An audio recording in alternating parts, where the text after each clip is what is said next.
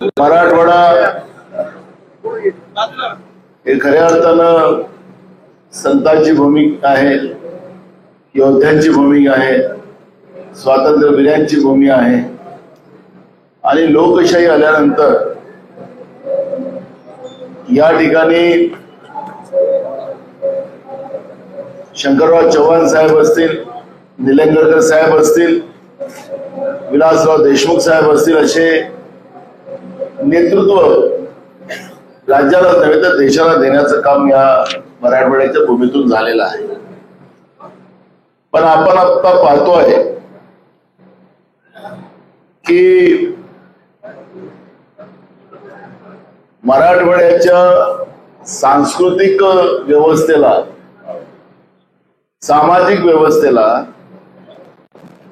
मोठ्या प्रमाणात खोक्याचं आणि बीजेपीचं केंद्रातलं आणि राज्यातलं सरकार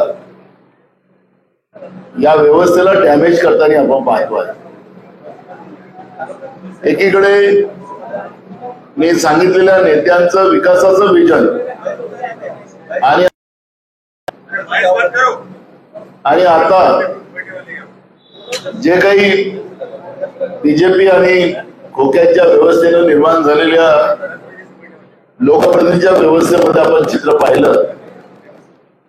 विकासाच्या नावाने खड्डे, विकासाच्या नावाने थट्टा, विकासाच्या नावाने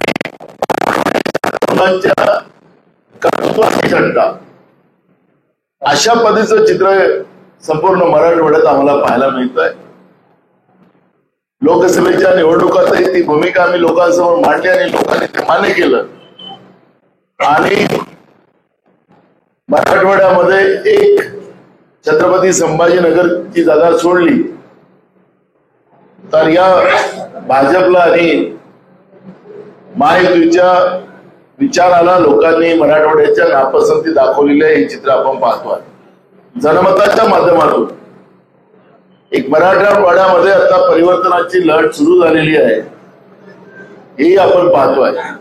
ज्या नांदेड शहरामध्ये आपण बसलेलो आहोत,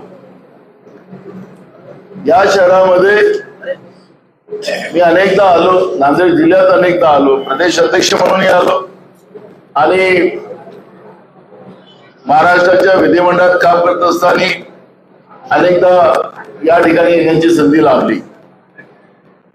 आज नांदेड शहरामध्ये आपण पाहतोय, नांदेड जिल्ह्यात पाहतोय, 24 फेब्रुवारीला स्वातंत्र्य झाला का? आता 24 फरवरीचा दिवस तुम्हाला सांगावं असं मला वाटत नाही. आपल्याला आठवतं की भाजपला दुसऱ्याची घरं फोडण्याची मानसिकता आहे. मोठ्या प्रमाणात उद्धव ठाकरे साहेबांचं घर तोडलं, शरद पवार साहेबांचं घर तोडलं आणि काँग्रेसचंही घर तोडायचा प्रयत्न त्या लोकांनी केला. मध्ये आपण पाहतोय की मोठ्या प्रमाणात काँग्रेसमध्ये इनकमिंग सुरू झालं.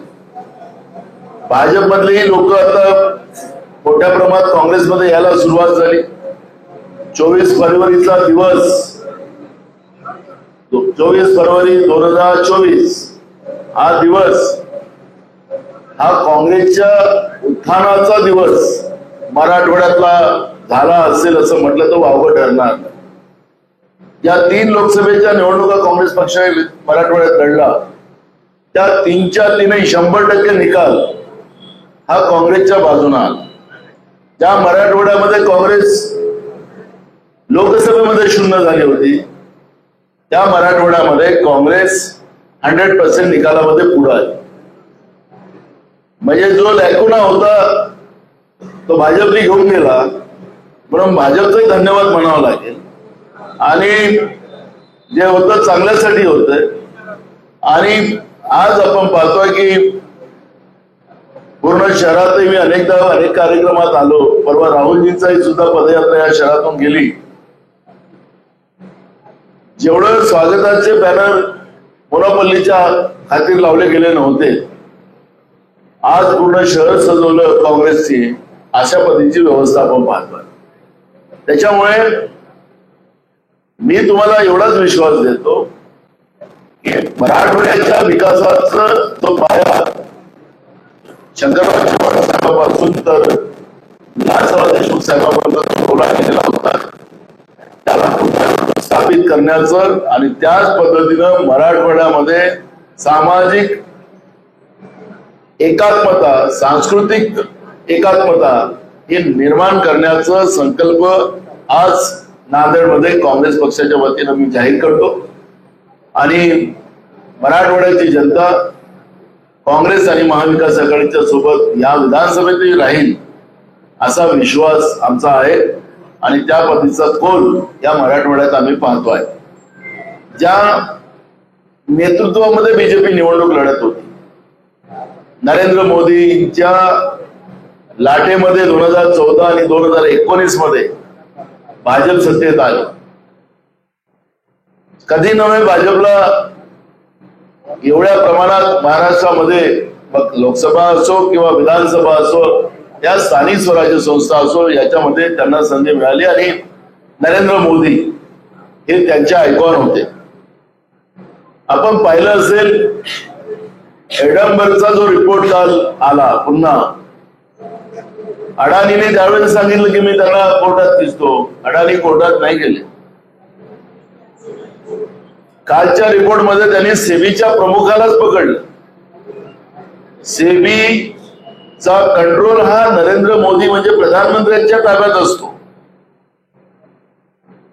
सेबी आणि अडाणी देशातल्या पैशाचं काळा ऍडजस्ट करतो हा त्याचा अर्थ आहे.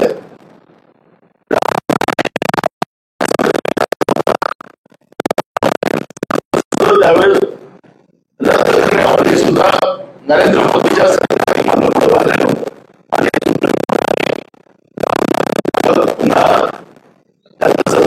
त्यांना वापस दिलं म्हणजे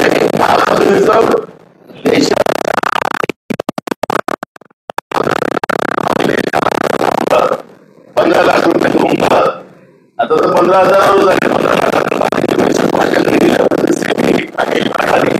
याच्यातून आपल्याला स्पष्ट होतं मुद्दा एक आहे याच्यामध्ये की नरेंद्र मोदीचे भ्रष्टाचारी झाले असा त्याचा अर्थ होतोय.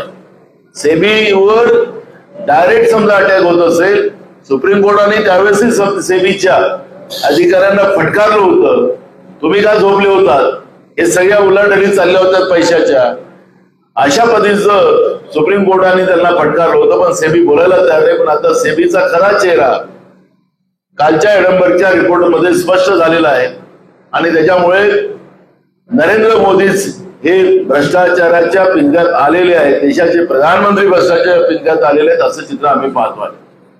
त्यामुळे महाराष्ट्रामध्ये मोदी असेल, अमित शहा असेल, ज्यांनी महाराष्ट्रातले उद्योग गुजरातला घेऊन गेले, महाराष्ट्राचं मोठं नुकसान त्यांनी केलं सत्तेच्या भरोशावर.